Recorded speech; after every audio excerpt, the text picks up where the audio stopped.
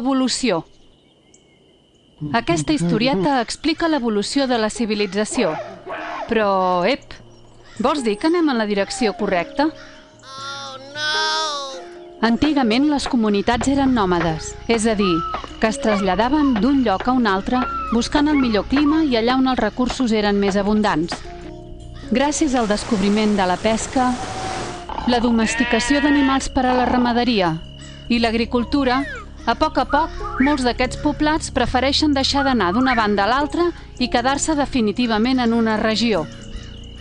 Quan l'ésser humà es converteix en sedentari i ja no es desplaça, comença a acumular, i és així que comencen a aparèixer els primers excedents d'aliments.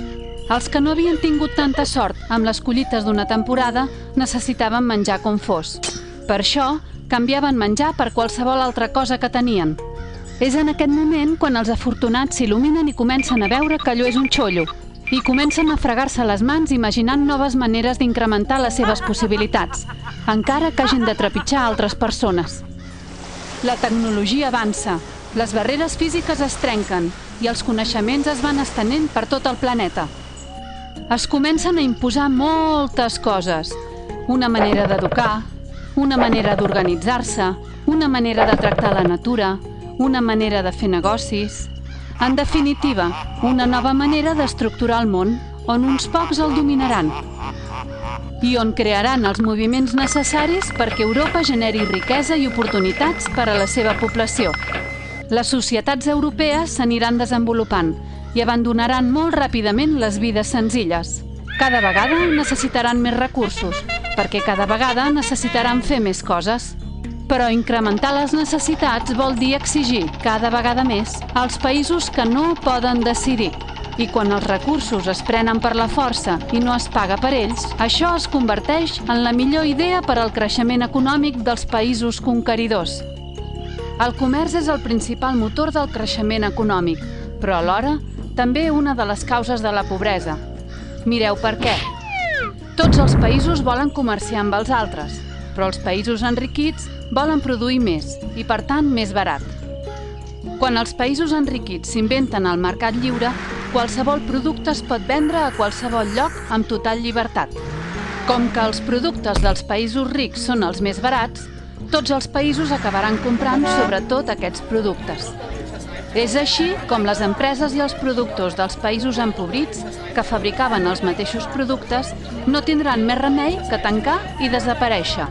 Tan difícil seria un món més just, on els menys afavorits tinguessin les mateixes oportunitats? Als països del tercer món, també anomenats països del sud, molts nens i nenes es veuen obligats a treballar i deixar l'escola perquè la família necessita diners per poder viure. I això és un peix que es mossega la cua, perquè com menys formació es té, menys possibilitats de millorar les condicions de vida. Un altre problema de l'educació al sud és que molts mestres ni estan ben formats ni estan ben pagats. Per tant, fan classes de poca qualitat i sovint no van a treballar perquè necessiten fer altres feines per compensar la seva economia. A part d'això, les instal·lacions acostumen a estar molt deteriorades i molt mancades de material. La sida és la malaltia més mortal a l'Àfrica. Altres malalties també mortals són les diarrees, el paludisme, el xarampió i les pneumònies. Unes malalties per les quals aquí quasi ningú moriria, perquè la nostra salut pública ens protegiria. I gratis! En qualsevol país del sud, les persones moren sobretot per no tenir diners per pagar un metge. Hi ha moltes malalties que no les investiga cap empresa farmacèutica per trobar un medicament que les curi, perquè només afecten les persones pobres, que després no podran comprar aquell medicament. El món està ple de malalties oblidades. Cada any moren 11 milions de nens menors de 5 anys per causes relacionades amb la pobresa. En els països més pobres, un de cada 10 nens no arriba a complir 5 anys o creix sense la seva mare. Només que els països pobres tinguessin una millor alimentació, moltes malalties i moltes morts es podrien evitar. Amb la globalització, les despeses que suposa fabricar un producte disminueixen, perquè es produeix a gran quantitat i perquè la majoria de vegades no es paga d'una manera justa als treballadors, ni tampoc es paga per contaminar o explotar la natura. Darrere de cada producte que avui consumim, lamentablement, hi ha molts impactes negatius sobre les persones i sobre la natura.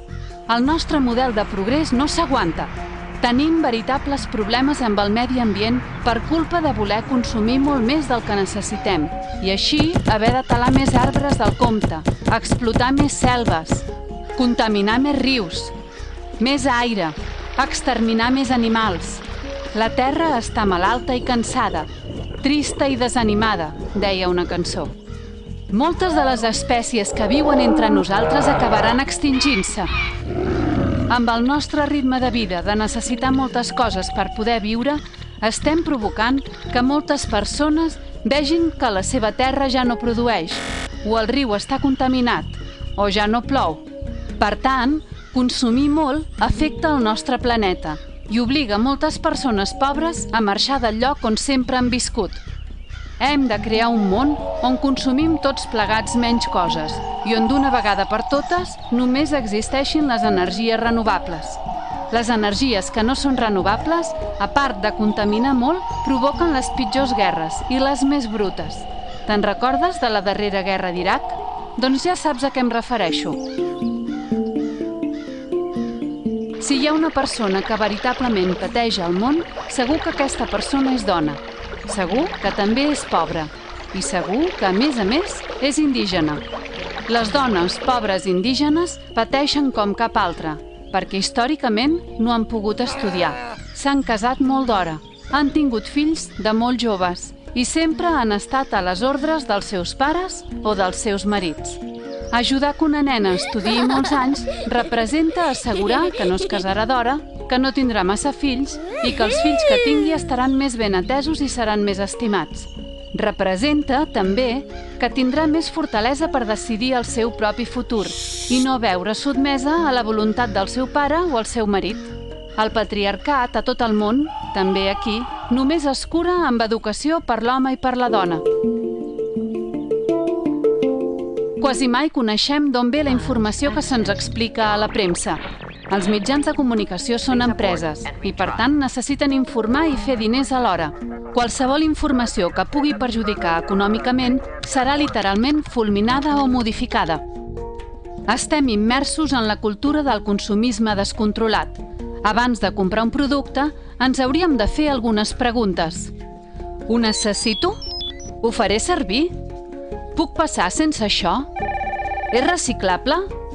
Quina persona ha fet aquest producte i com l'ha fet? Quina mena d'empresa és aquesta? És una empresa que tracta bé la natura? Que tracta bé els treballadors? Una altra cosa que cadascú pot fer per construir un món millor és la màgica regla de les 3 R's. Reciclar, posant el contenidor correcte, reutilitzar, donar-li una segona vida a qualsevol producte que ja s'ha fet servir i reduir la quantitat de coses que comprem i la quantitat d'energia o aigua que consumim. I jo hi afegiria una 4 R, reparar. Hi ha tantes coses que les podem portar a reparar abans que canviar-les per unes altres. Encara que costi el mateix preu reparar que comprar de nou, el favor que li fem al planeta a nivell ambiental és enorme. L'objectiu de les ONGs és prestar ajuda a les poblacions que viuen situacions de desequilibri social i que poden necessitar ajuda humanitària, assistència sanitària, drets humans, reparació del medi ambient o desenvolupament. La cooperació al desenvolupament és una de les activitats més esteses de les ONGs. Intervenen sobre la infància, les dones, l'educació, la salut, la producció o l'habitatge. Proide va néixer el 1992 de La Salle, Catalunya. Com que el paper principal de La Salle és l'educació, per a Proide també ho és. Per tant, Proide recolza l'educació a l'Àfrica i l'Amèrica Llatina. Però el treball al sud no ho és tot. Les ONGs, a banda d'actuar en els països empobrits, també fan una feina molt important que és la d'explicar la forma com funciona el món i per què hi tenim tanta injustícia i tanta desigualtat. Però Ide també explica la realitat del món a les escoles de La Salle, perquè està segura de poder fer realitat aquella frase que diu: «El món pot ser diferent si tu no et mostres indiferent». És a dir, que si les coses que has pogut aprendre d'aquesta historieta no et rellisquen, crec que anem bé per poder construir tots junts un món millor.